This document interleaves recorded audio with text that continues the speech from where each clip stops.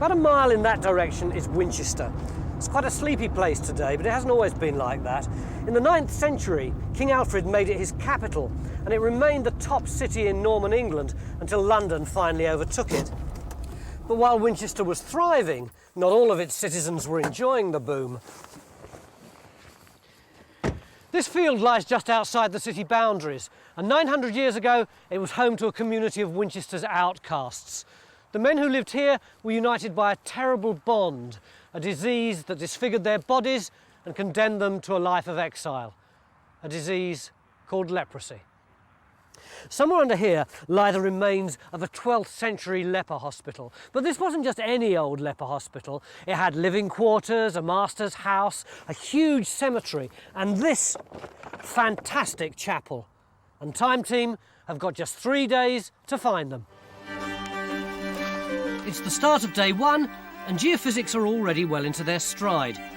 They're surveying a long strip of land cutting right across our site. They're looking for building remains and traces of the wall which we think used to go round the site of the leper hospital. We're field walking the site as well.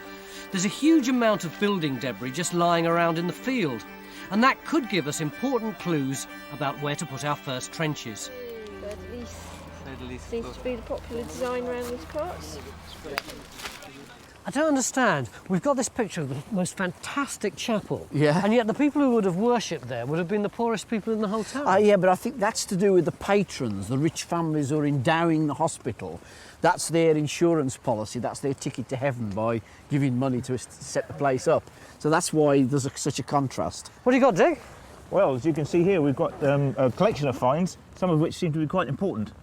That's fantastic, isn't it? Yeah. Let's have a look at this. Nice bit of encaustic tile. This is definitely medieval, is it? Indeed. Well, I'm not sure about that, but that definitely is, yes. This would be the floor of either the chapel or one of the main buildings, Indeed, wouldn't yeah. it? If it's the leper hospital, but Yeah. how do we know that this is the leper hospital? Well, the location of the site just outside the city. Yeah. No one wanted a leper hospital next to them. The name of the site, St Mary Magdalene, is always associated with leper hospitals, other hospitals. The locals call this field Hospital Field and have done for a long time. Yeah, they never really forget that there's been something in the Does area. seem a pretty good clue, doesn't it? Well, and you walk across it, there is all this stuff here, isn't there? And on top of that, a number of years ago, there were a few small test pits were dug, which seem to indicate again that there are some good remains still to be seen. So what kind of things are we hoping that we might find? Well, we ought to try and get the layout of the buildings because we're not really sure how, whether it was one block or several blocks. To find the chapel would be nice, of course. There's also must be a big cemetery of all the people that died here. How do we set about it? Well, we've got the geophys going, and that ought to be quite good here because I think this is chalk, isn't it, that we're on? That's right, yes. Yeah. So, we often get good results on that. But we've also got Bernard trying to relocate those test pits because they found stuff, and the obvious thing would be to reopen one or two of those as well. We've asked Bernard, our surveyor, to pinpoint the earlier trenches because we know they contained building remains. Right, come on. But why are geophys looking so pleased with themselves? I don't believe this. 3 metres, 2 metres, 1 metre. You're joking. Oh, that's brilliant. What's this? Well, look over here. Look. This point here, Right. and this point here, this is where we want the trench to be, because this is right on top of the building that we think is here in the geophysics. So what you're saying is then that you've got geophysics anomalies there that show buildings, and that tallies with the trench one and the evaluation, which also had building remains, which is here. I mean, the only reason we surveyed here is because as you walked over, there's quite a bit of flint rubble and so on. But how certain can you be that this is where the trench is? I've positioned this very accurately, but what the variable quality is how well this was recorded when they dug the trench. The crucial thing, though, is that it is likely that this thing here, which we think is a building, is the same thing as that. Yeah, so it doesn't matter. We're in the same ballpark. That is the crucial thing. That is. Yeah, that is the crucial thing. Let's start. We've got to start. So with the rain falling, in goes our first trench. Hopes are high that there's a building under here, and the early signs are promising.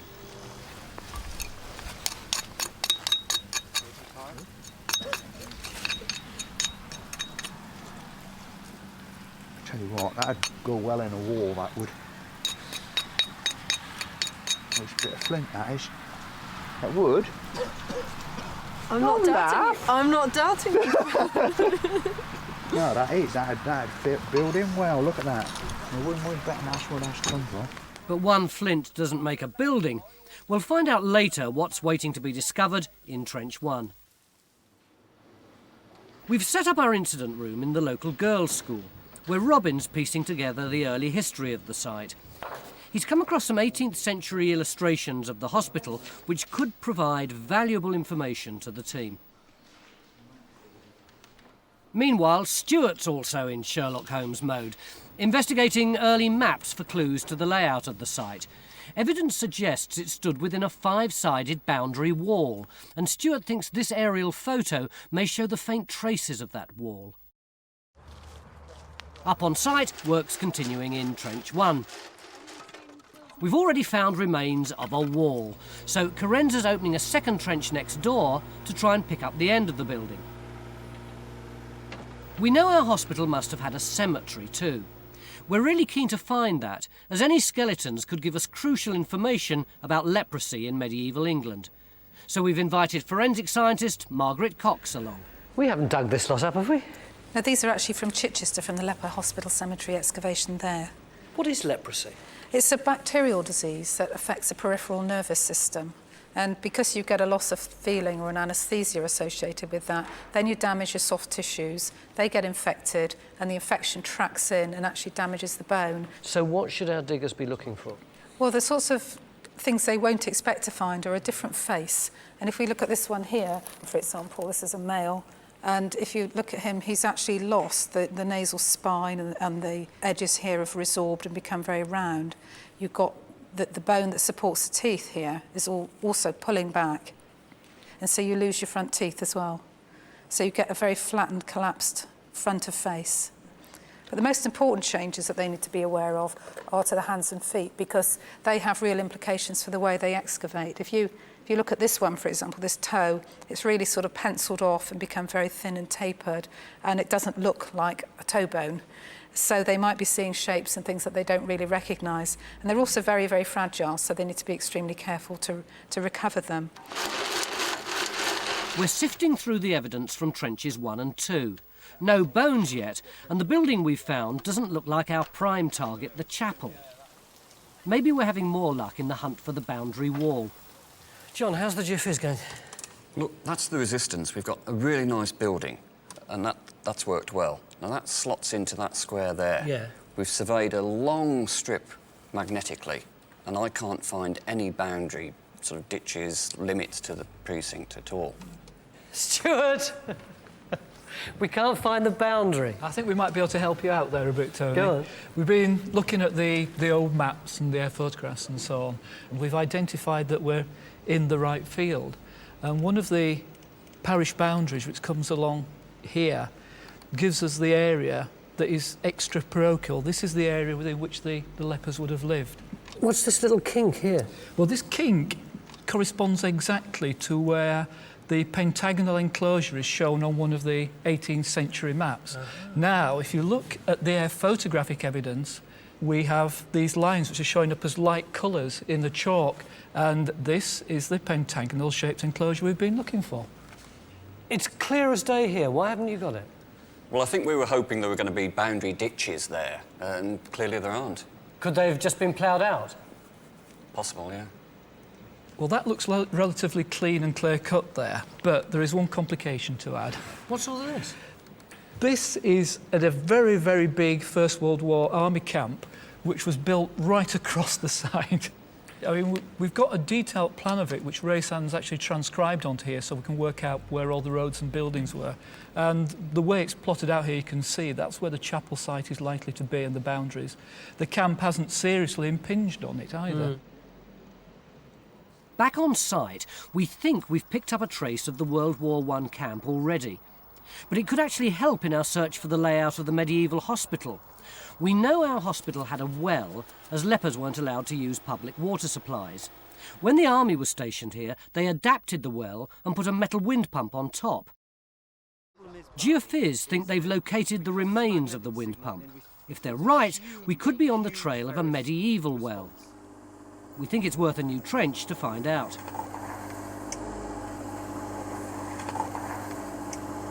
Come on, come on. Beer well, beer well. How's it coming on then, Victor? Margaret's still waiting for our first skeletons to turn up. In the meantime, she's working with Victor on a sculpture to show the facial damage caused by leprosy. The first stage is to build a precise copy of this leper's skull, which was discovered in a previous excavation. The skull has damage to the nose and upper jaw, which would have dramatically altered the sufferer's appearance. Once he's copied the skull shape, Victor will start to build up the muscle layers which help to define the shape of the face. The building in trenches 1 and 2 is beginning to take shape as well, although it's not the chapel. But we know that's here somewhere because we've got these illustrations of the site. They were made in 1788, just before the buildings were demolished. Meanwhile, Robin's been finding out when the hospital was founded. I've got references from 1148 onwards of varying kinds, and I would push it back slightly to, say, the 1130s, possibly 1140s. And who founded it? Well, since we know it was the Bishop of Winchester, that would identify Henry of Blois. And who was he? He couldn't have been more important, really, if he tried, other than being Archbishop of Canterbury. He'd become, apart from anything else, he was the grandson of William the Conqueror. He became Abbot of Glastonbury, the wealthiest monastery of England, in 1126. And in 1129, he becomes Bishop of Winchester, one of the most valuable bishoprics in England. But he also was a great building bishop. We know from 1138, for instance, he built 6 castles, just like that. And in Winchester and in Glastonbury, and all over his vast estates, he is the chap who initiates building activity. We're not having much luck finding any of Henry's buildings on our site, but on the other side of Winchester, there's an impressive reminder of the sort of things we're looking for. This is St Cross Hospital. It was built by Henry a few years before the Leper Hospital, and although it's on a much grander scale, I suppose you could think of these as the older relations of the buildings that once stood on our site. But Stewart may be on the verge of a breakthrough. This 18th century plan clearly shows the position of the chapel within the boundary wall. Stewart already knows where the boundary wall is because you can see it faintly in this aerial photo of the site. So if he overlays the plan onto the aerial photo, that should pinpoint the exact location for the chapel on the ground. Well, that's the theory anyway. We'll find out later if it works in practice. Oh my goodness, there's a big hole. Back in Trench 3, Jenni and Barney have uncovered the first evidence of the well. This must have been a metal strut actually attached to a post of wood sunk into the ground, and the wood's now rotted away. So it looks like a void. Yeah. And how, is it free if you wobble it, or is it? No, it seems pretty solid. So it's going down, I mean, you can see it's going down a long way. I can't see where the bottom is, actually. No, but you feel quite stable there at the moment. Yeah, I think this is sunk into the earth rather than it being a big void. And I think maybe this was something to do with the wind pump, which we were hoping would be sat on top of where we think the Leper Hospital's well was, right, to get the water out of the old well. Okay. But this is clearly nothing to do with the Leper Hospital well. It's a modern thing. So we're going to have to go much further down for the well? I think so, yeah. Okay. We're nearing the end of day 1, and we've now got 3 trenches up and running.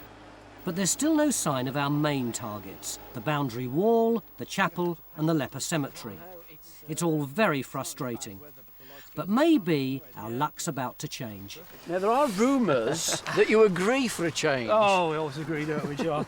You remember earlier on, Tony, when we looked at the computer, you asked me what that was? Yep. And I said that was the southern limit of the precinct that we were looking for. Yeah. Well, we've got this map of 1780s Yeah. which shows the precinct, the chapel and so on. That is the southern boundary. We've scaled it onto that.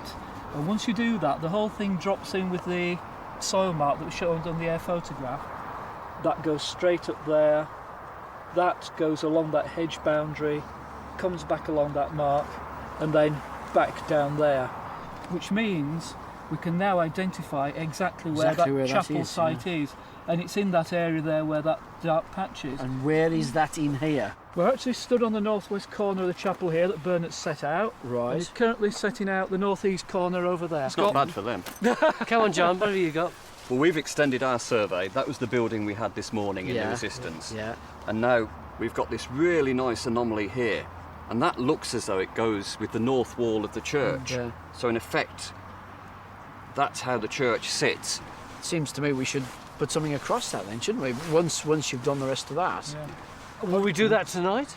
Well, we could do. I mean, you know, we want to look and see what's inside the chapel in case there's burials there, but we also want to go outside, and the cemetery ought to be the other side of it. Yeah, well, on the air photograph we had this enclosure showed up. That's where the chapel site is, where that dark mark is. Yeah. And that shows up, and I think that might be the cemetery on the south side of the chapel, so yeah, we ought to go there. Okay, so we've wasted a day, but we're going to get down to it. No, we haven't. We'll go and get the digger. Sort him out. We haven't. Look, it's been incredibly useful, all this. So as we prepare to open Trench 4, here's the state of play. Thanks to Stewart, we now know where the boundary wall was. And if we focus on the area inside the wall, we've found buildings in Trenches 1 and 2, though we don't know what they are yet. Trench 3 may lead down to a medieval well. Finally, Stewart and GeoPhys both agree that new trench number 4 should, fingers crossed, contain the north wall of the chapel. Let's do it.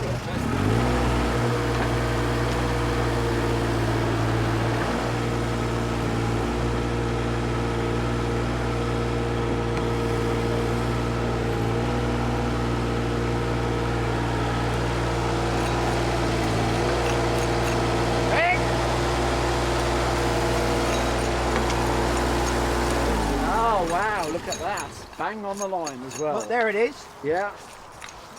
That's it. What's that? A couple of facing stones? Oh, excellent. Yeah. Oh, well done. Well, it's the end of day 1, and after a fairly fruitless day, whatever Mick might say, we've finally hit what could well be the chapel. And if that's the chapel, then over here should be the cemetery, which means with a bit of luck, tomorrow we should be excavating bodies. Join us after the break. Beginning of day 2, just before we went home last night, we came down on what we thought might be part of the chapel. Is it, Barney? Yeah, I think it is. I think it's the north wall of the chapel. It's in really good nick. So the chances are that inside the chapel over there, we might even get medieval floor levels. And what's the significance of that? Well, it'd be great because we might find tile floors or burials. So where are you? We're right there.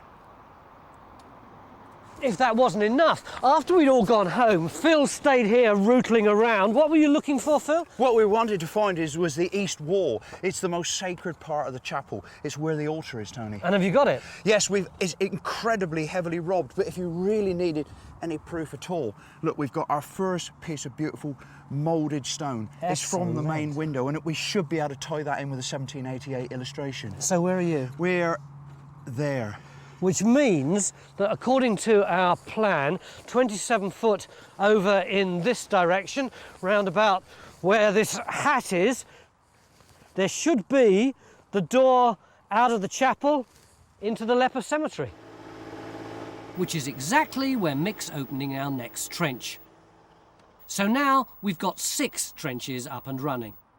In trenches 1 and 2, we've discovered 2 sides of the same building. In Trench 3, we think we've located the well which supplied the Leper Hospital. Trenches 4 and 5 contain the north and east walls of the chapel. And Trench 6 is taking us into what we think is the Leper Cemetery. It looks like it's going to be a busy day.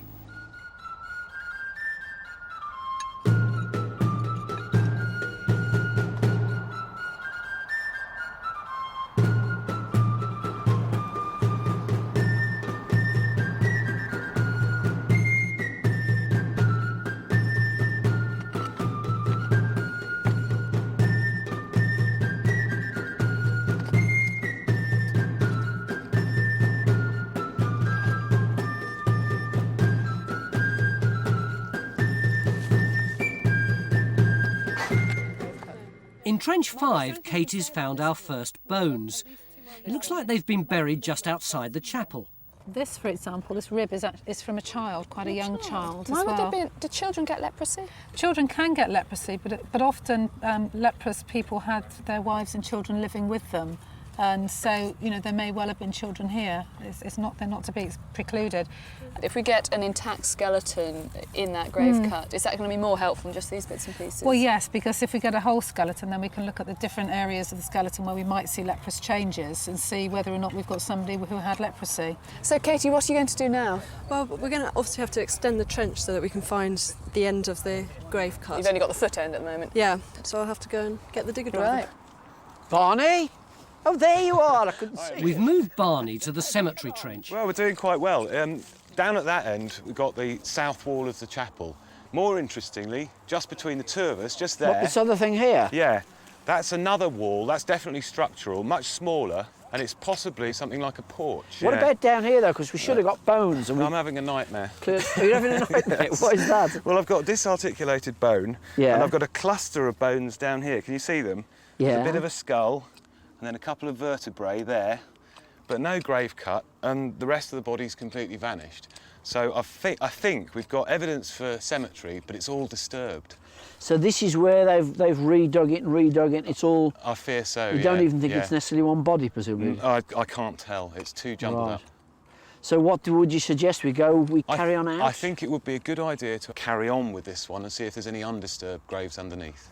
Margaret, have a look at those while you're there. Phil. Phil's found our first grave, but it's inside the chapel where the posh people were buried, so it's unlikely to be a leper.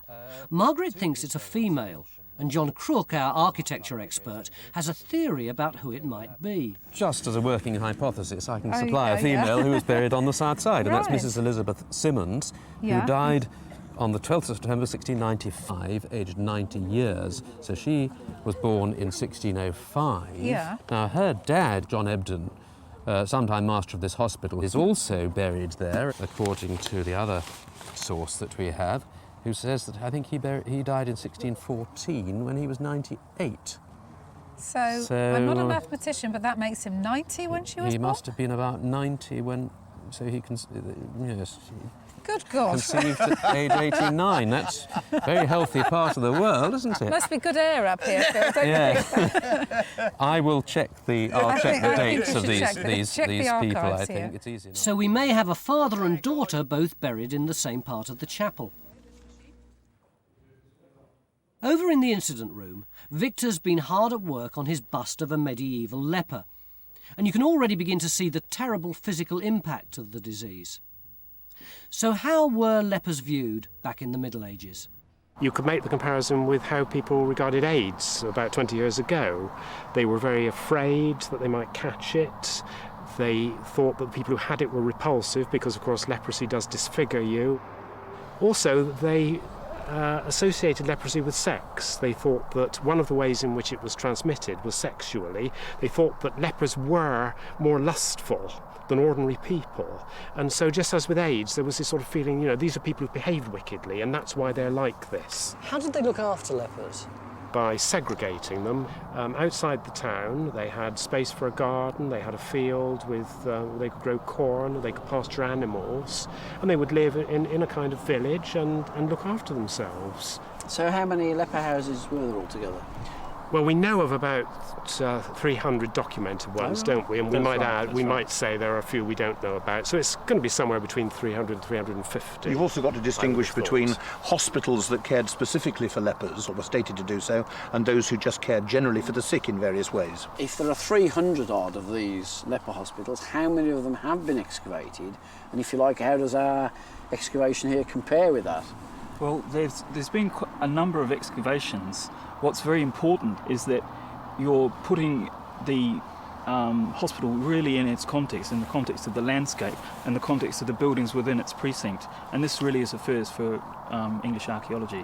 It isn't often that we've been able to have an excavation that reconstructs the entire complex. Exactly. I like the words a first for English archaeology. Look at that. Oh, yeah. Phil's uncovered a skull in Trench 5.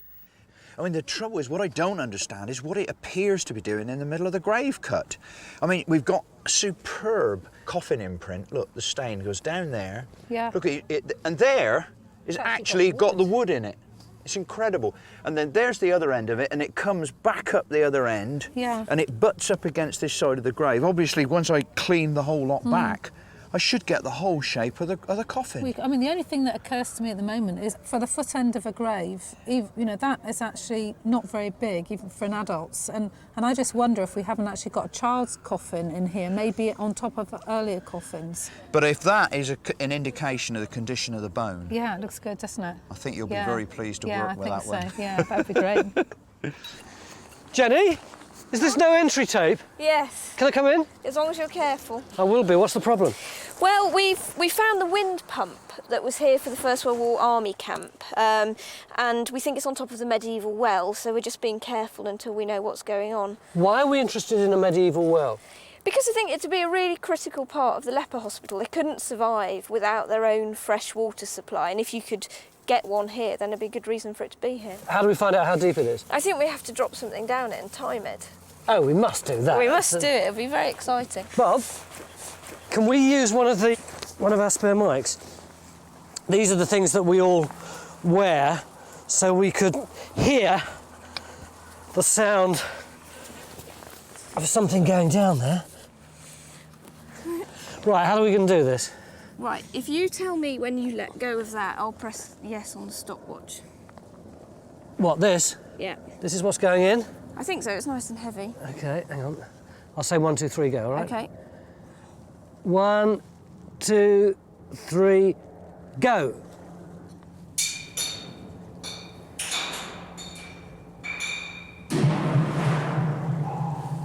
How long do you reckon? About 6 seconds. And what does that mean? Well, I think it's 6 times 6 is 36 times... You don't know, you don't know. Could be about 100 metres, I reckon. Yeah? Does that sound right? I don't know, what's that in feet? 300 feet. It's a long way. Do you think we ought to check it? I think we should probably get somebody else to do the sum. We could do a plumb line thing down, couldn't we? Yeah, that's the other thing. Drop something with a string on. Maybe 300 feet, but we'll measure it again later on. Yesterday it took us ages to find the chapel, but today we're making much better progress as we attempt to slot together the pieces of our medieval jigsaw. And it looks as though things are about to get even better. John, have you got the geophys? There you are. Cracking geophysics. Absolutely fantastic, isn't it? Wow. The whole site laid out. We're just comparing it with the 18th century map, and you can see the church there, which is this block, which is what we're digging over here. And next to that, there's a thing described as the master's house on this map. What does that mean? Well, we think it's probably the chap in charge of either the lepers early on or the people who are in the almshouse later on. And that must be that area there, John, mustn't it? We've got a mass of stuff there. And then these two little buildings here are part of this great North Range, which there's a description of in the 18th century, but it doesn't show it on the map. You can see the foundations. But that fits in very nicely with this prospect of the 1770s. And we did think that this range might be a sort of spurious invention, but it's clearly there now as a row of almshouses. So we've got the church, master's house, North Range on, each source of information. And the boundary wall, don't forget. Which you couldn't find yesterday, but you found now. Yeah. Well done. Our plan of the site's really taking shape. In trenches 1 and 2, we now know that we've found the almshouses where the lepers lived. And in trenches 4 and 5, we've located the chapel. So, what's the next target? We want to look at the master's house, see what sort of condition that's in. If we come from that across into this North Range, so across there somewhere, we should be able to look at both. Yeah. How deep do you think it was last time? We had a bit. Back at the well, we're adopting a more basic measurement technique this time. This tape's actually 100 metres long, so let's go. Whoa! It's smoking! It's smoking! Is it? I'm running out of tape fast. Oh, I'm actually out of tape. There is the red line. I mean, there's still weight on the end of that. So Mick the Dig needs to find another tape measure. Meanwhile, Margaret's catching up with Katie's burials in Trench 5. I found some bits of jaw, so I don't know if you can tell if it's a man or a woman. That looks... Yeah, that's male. That's flaring nicely there. Yeah, it's interesting. Margaret? Yeah? You've got a minute? Oh, God. Can I drag you away? What have you got now? I've got another skull. Oh my God, look at that. That's fantastic, isn't There's it? loads more coffin nails again. So this is a bit strange, isn't it? Because we seem to have two skulls in the same coffin. We do seem to have two skulls in the same coffin, yeah. It's a really good condition. And we're still on the top of the head, very much on the top of the head, aren't we? Oh yeah, definitely. I mean, no indication of sutures. No, might mean it's an older person. Yeah. So I hadn't actually anticipated that I was going to get a skull at this level. It's always the same, isn't it? You just never know quite where they're going to crop up next. No. Yeah. At the well, we're adding tape measure number 2 in our quest to reach the bottom.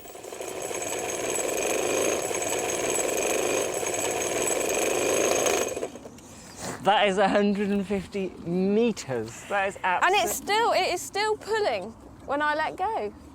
Tell you what, has anyone got another tape? This is getting silly. Okay. We're on to tape measure number 3 now. So this is our last 30 metres. You still going? But even 3 tapes tied together won't stretch far enough to reach the bottom. I don't know what to do. We haven't got any more tapes. The hole is more than 180 metres deep. That's incredible. More than 550 feet in old money. Sadly, though, we've had to call off the well excavation. The risk of it collapsing is just too high. But as we near the end of our whirlwind day 2, our other trenches are really helping us piece together the shape of our medieval hospital. So what have we got here? Well, this is a 17th century fireplace. I mean, quite sweetly, when we dug it, there was a whole pile of ash with masses of clay pipes in it, like all these old boys living in the almshouses had been sitting smoking by the fire and throwing the pipes in it. And in here we've got the walls of the almshouses. You can see there's a wall across the back there, and then one right down here, which will probably have gone on, and they're really well built. I know what this one is. This is the new trench, isn't it, where we're trying to get the master's house. That's right, and you can see already those walls are looking much better built than the almshouses ones. We haven't had many finds to help us date the almshouses, but the building style's the same as the chapel, and we know that's 12th century or earlier. So here we're into the chapel, and you can see that big lump of stone there. That's one of the piers. And then over here, we're right into the centre of the chapel. Phil's trench? That's right. Is that a skull you got there, Phil? Well, we've actually got at least 2 bodies in here, Tony. It's quite amazing. It's really interesting. We've got other burials outside the church where Katie is. She's out in the graveyard. And interesting, it's probably where the lepers were buried outside and the patrons of the whole establishment would be buried in here. So we carried on to try and find the rest of the church plan. This is still inside the church, Yes, we're all yeah? inside the church here. There's probably the other piers here. And then coming along here, we've got the south wall. Again, you can see with those flint cobbles lining it. And look, lovely bits of the masonry that would have made up the really ornamental bits of the church. And then we're outside again into the graveyard. And are these bones what we've been finding here? Yes, more human bones, and you can see we've got, well, 2 skulls in that grave again, so it looks like another double burial. It's been a fantastic day 2, but there are still plenty of questions left to answer on day 3. Do any of our skeletons have the telltale signs of leprosy? What more can we discover about the buildings where the lepers lived? How many people do you think are actually in there then, Phil? And will we solve the puzzle of Phil's mysterious chapel burials? Join us after the break as we uncover the secrets of what one of our experts has told us is the most complete excavation of a leper hospital ever to take place in Great Britain. It's the start of day 3 and the weather's turned against us. But we're not letting that dampen our spirits as we race to complete our picture of Winchester's medieval leper hospital. Our new trench is targeting the hospital's boundary wall and the gatehouse which gave access to the site. I hope we find something to cheer these 3 up. Margaret's still searching for a skeleton with the signs of leprosy. In Trench 5, Katie's found an unusual chalk-lined tomb with a pair of legs inside. The rest of the skeleton was probably destroyed when a later burial was placed on top of it. It's very unusual to see feet like this propped up against a stone. I don't think I've ever seen it like them before. So well preserved, aren't Yeah, they? they're in very good condition. There's some loose one. Oh, right. Here. You can tell from that. It's very thin, isn't it? Which is one of the things we look for with leprosy, where you get the eventual destruction of the the joint surface and end up with a sort of pencil tip shaped bone. But whether it's significantly thin or not, I don't really know. I need to look at all of the foot bones. It could just be somebody who's very slender in build. But we've not just been finding skeletons. Our trenches have also produced some fantastic stonework.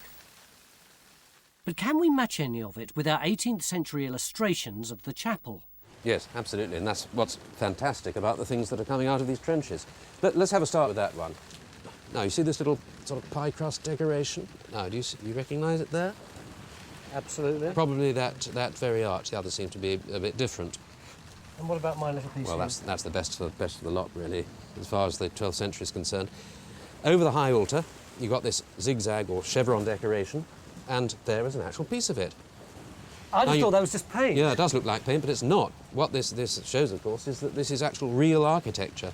Would all these arches have been made at the same time, or could they be from different periods? Well, I think they're probably what this shows, because we've got the same geology, the same sort of tooling, that these arches are indeed 12th century examples of late transitional architecture, rather than sort of 14th century stuff, as one might have thought. What about this bizarre-looking thing here?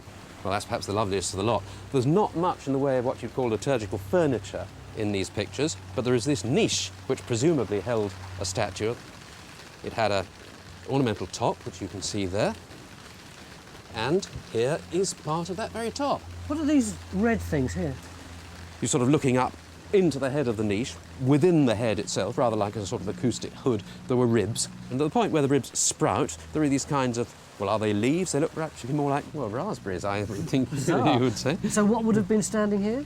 A saint, no doubt. A statue of a saint, probably St Mary Magdalene, the patron of the hospital itself. So if I'm the saint yes, here, well, how does that try look? and put that up above your head. So. Is that right? There you go, Margaret. Oh, great. Yesterday, Barney uncovered what looked like a double burial, until it turned out that one of the skulls wasn't actually attached to a body, but the other skeleton's almost complete. And if the hands show signs of damage, this could be our first leper. Well, we've got more of the right hand out than the left, Yeah. and it's in very good condition, but they don't look as though there are any changes from leprosy there. So Oh, OK. So not immediately a not leper. immediately, no. Yeah. We can have a look at the feet as well and see what they're doing. Yeah. Very, oh, well. you know, There it goes. they're all Well, there. What about other things, like, is it a man or a woman, or...? It's one of those individuals that's not easy to sex. It could be a male, it could be a female. I really need to look at it properly to Right. be able to tell that. The sooner we can get it out and have a look at Yeah. it properly, the better. We're still digging for the boundary wall and gatehouse, but as the rain worsens, are the results anything to smile about? I've got a bed of natural clay here, and I've got some kind of cut going this way. So it could be the robber trench, the actual precinct wall. But I'll carry on digging that way, get the other side of it, and then we'll go into it and see if there's any of the wall left.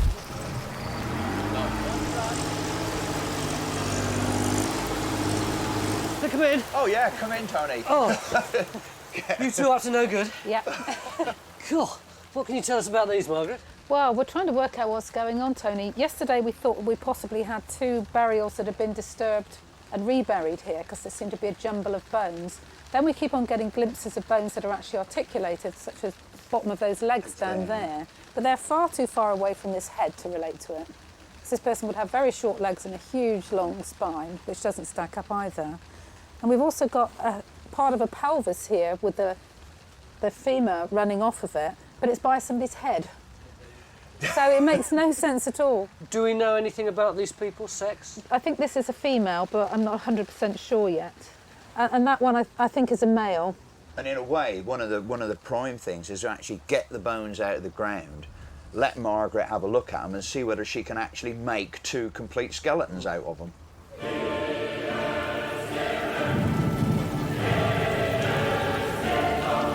The weather's getting worse by the minute. We're racing to tie up as many loose ends as possible before the whole site just gets washed away. How many people do you think are actually in there then, Phil?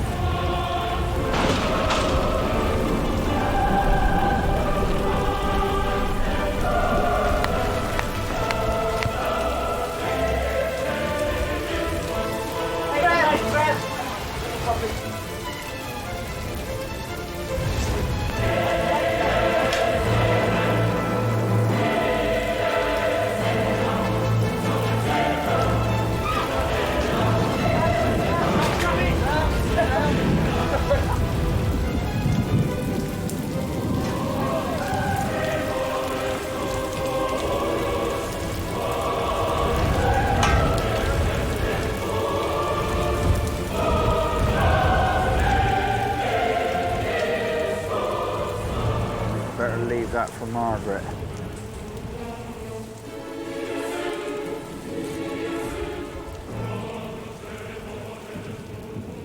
Finally, in the cemetery trench, a breakthrough in our search for a leper. We can now say that this is a male. Right. The pelvis and the skull both indicate that.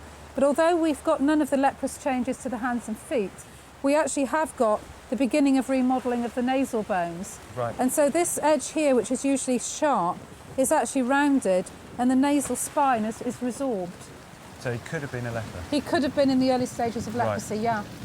So at last, we found the first evidence of a possible leper burial. And we've made progress in the other trenches too. Looks like it's all turned to mush, Mick, but did you find the boundary?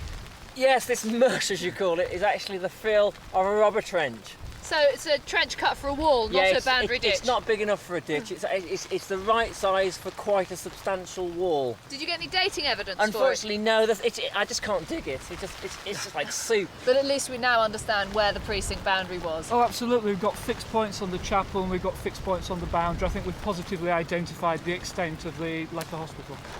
We've had to close down the chapel trench too, but it's already given us lots of useful information about the centrepiece of the hospital.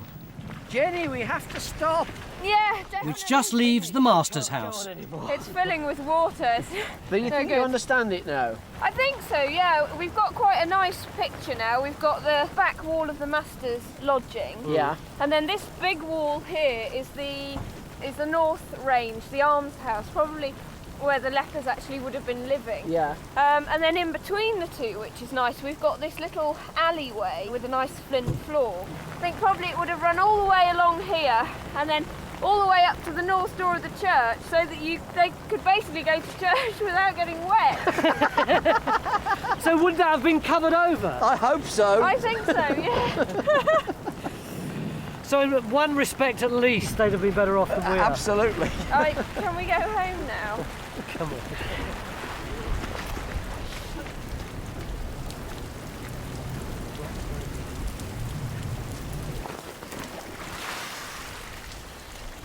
We've got 45-mile-an-hour winds forecast. The rain's still sheeting down, so we're going to have to call it a day. But it's been a fantastic 3 days archaeology, and the excitement of what we've found has made even these appalling conditions just about bearable. But we're not going home yet. We may have stopped digging, but there's unfinished business to deal with back in the incident room. So have you managed to sort it out? I think we've been able to establish some quite interesting facts about this field. Right. We've very quickly been able to establish the precinct boundary. Yeah. This is the area marked in here. We've been referring to it as a pentangle, as if there's something mysterious about it. Yeah. But all it is a regular shape which has been added to an already existing boundary. That's why that side is odd. And it's probable that that boundary all the way around there is the original 12th century piece of land given to the lepers. But one of the real highlights for me actually is in looking at the maps and the development through the ages. Yeah. And if we look at from this angle, we've got the Leper Hospital precinct here. And you can see Winchester at the back. Yeah. In 1887, next door, the Winchester Council built the Royal Victoria Isolation Hospital for Infectious Diseases next door. Yeah. And you know, there's a First World War army camp here. Yeah. Well, these red blocks next to our site were disinfection houses. So you've had continuity right through to... Right the way through for the last 900 years or so. Yeah, that's fantastic, isn't it? 3 days ago, our site was an empty field. But now we've pieced together the layout of the buildings which made up the Mary Magdalene Leper Hospital. We've located the wall which surrounded it. And we found the chapel, the master's house, the almshouses where the lepers lived, and the cemetery where they were buried.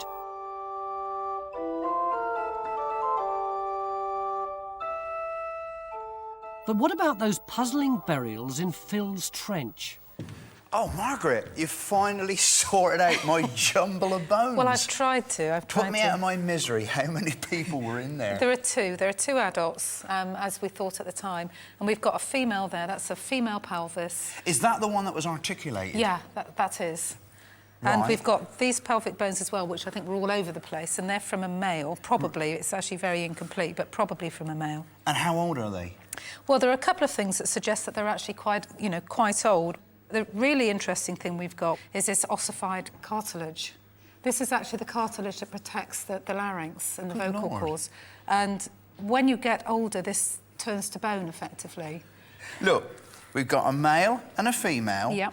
And they're both very old. Well, they're old, yes, pretty old. This is beginning to ring like the father and daughter story that we were thinking yeah, about. it's uncanny. And the thing that really, for me, makes me think that that could well be what we have here is if you look at the skulls, if you put them in profile, like that, you'll see that they both have very, very unusual shaped heads. They're unusual. They're really long. And to see two people with the same head shape in the same grave, when we know that there are a related couple buried in that area, It is does actually indicate that we might have the canon and his daughter. It is actually uncanny. It is. Which Very, one have very I got? similar. You've got him. Good Lord. So I could actually be holding the skull of John Ebden, Canon of Winchester, and formerly Master of the College here. Yeah, you could. It's incredible, isn't it?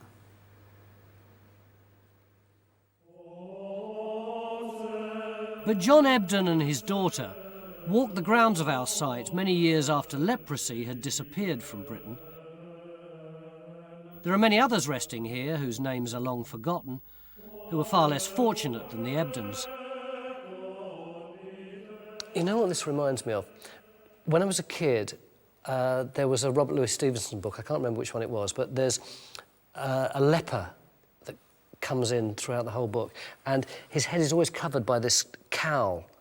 And I used to wonder what hideous deformities lay underneath. And now, looking at this chap, I realise that it's not just the pustules and the squash nose and the lip. It's the fact that underneath all that, you can still see an unblemished human being looking out of it with those blank, staring eyes.